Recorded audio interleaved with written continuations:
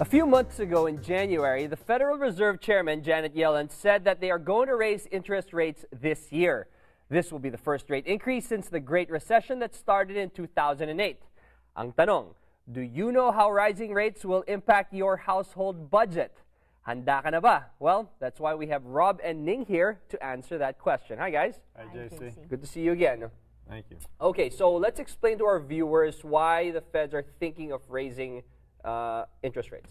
Okay, well, so JC, what the Federal Reserve does, and in 2008 they've done something that is extremely unusual, and they lowered interest rates almost to zero. And they've held them there since 2008. And so now they feel like the economy is improving somewhat. There's still issues, a lot of issues, but they need to raise rates. And so they're looking at it. They're just waiting for the right time. And they say in 2015, more than likely that will happen. Okay, and this is just for the economy to stay ahead of inflation and be at par where things are supposed to be. Now, ang tanong to our viewers at home, how do these rates now affect us, them, you? Okay, so when the Federal Reserve raises, and maybe it's only a quarter of a point, that immediately hits the prime rate for banks. And a lot of things are tied to prime rate. A lot of credit cards, car loans, all your consumer credit is pretty much tied to the prime rate. Your mortgages can go up too, but it's not tied to prime. It's more on the 10-year bond, which can fluctuate still. Doesn't mean it necessarily goes up right away, but it will eventually. Okay, now speaking of right away, if they do raise rates, whether it's in the summer or in the fall, how soon do we feel it, the consumers?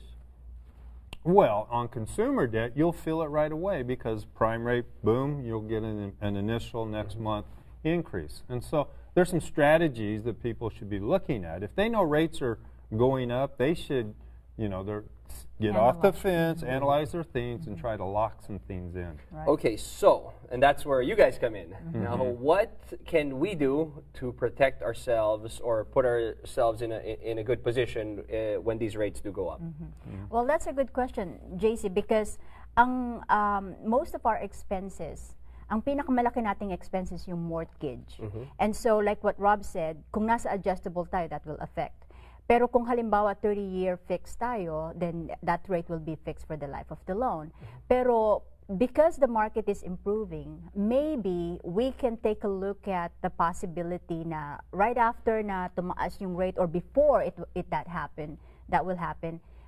Kumbaga yung mga credit cards natin, once we take a look at it, maybe merong tayong pwedeng gawin from our mortgage and how to take care of all those debt.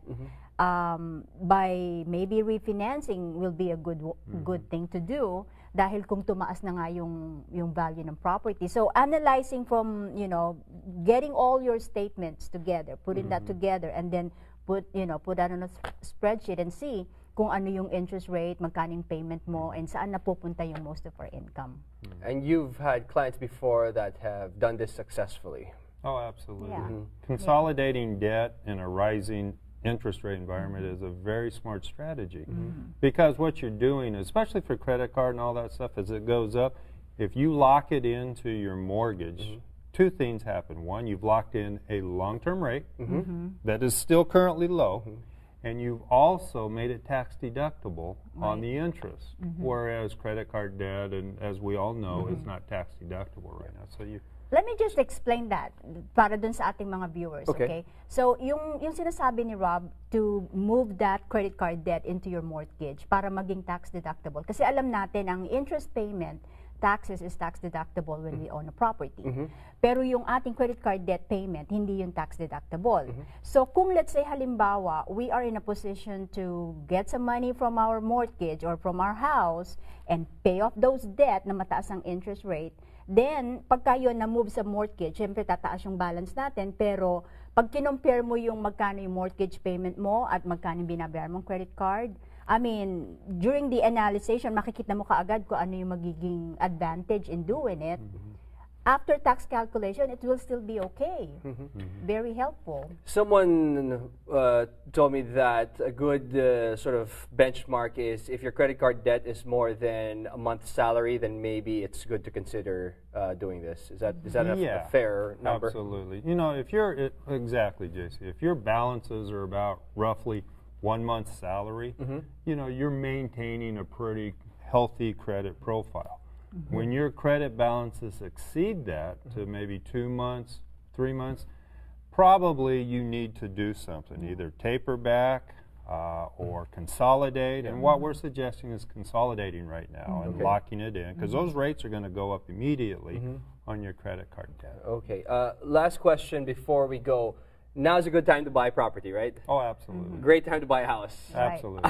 Because you want to lock it in before the rates go up. Does that explain also why inventory is low? Like every open house I see nowadays, it's getting scooped up pretty quickly. Yeah. Well, there are a lot of reasons for that, but that interest rates are one. There's a lot of transactions going on. Inventory is low for banks are holding back and things. But right now, if you want to lock in a historically low interest rate, now's the time. Because when rates go up, they go up for a long period of time. And to get back to where we are now will take some time. So mga ka-nation, before interest rates do go up, please give Rob and Ning a call so they can advise you on the smartest steps to take. Yeah. And I would like to add, JC, yung mga kababayan natin na nagsasabi na, you know, I cannot do this right now because I had bankruptcy, I had short sale, I had foreclosure. I would suggest na siguro this is the right time to kind of like just ask or see kung merong possibility. Kasi maraming possibility na pwedeng gawin right now kesa we waited. And then when we waited, hindi rin pala tayo pwede. So why waste time, right? That's why we have you guys here in the show. It's amazing stuff. All right. Well, thank you so much, Rob and Ning. And guys, if you want to reach Rob and Ning, how do they best get a hold of you? Thank you, JC. Capimilia, you can call us at 888-860-9530, or you can visit us online. All right. Maraming salamat, and we'll see you again soon on Get Real.